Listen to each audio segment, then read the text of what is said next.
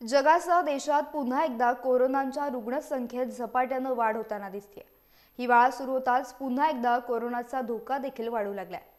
सिंधुदुर्ग जिल्ह्यात दोडामार्ग तालुक्यामध्ये कोरोनाच्या प्रकारातील JN1 या नव्या उपप्रकाराचा रुग्ण आढळून आलाय। त्यामुळे जिल्ह्यात खळबळ उडाली आहे। मात्र हा रुग्ण पूर्णपणे बरा असून कुणी घाबरून जाऊ नये असं आरोग्य प्रशासनाकडून स्पष्ट करण्यात आलंय। दोडामार्ग तालुक्यातील एक 41 वर्षीय पुरुष 20 नोव्हेंबर दरम्यान गोवा येथे केलेल्या कोरोना चाचणीमध्ये कोरोनाच्या JN1 या नव्या प्रकारातील पॉझिटिव्ह असल्याची माहिती राज्याच्या आरोग्य विभागाकडे उपलब्ध झाली आहे।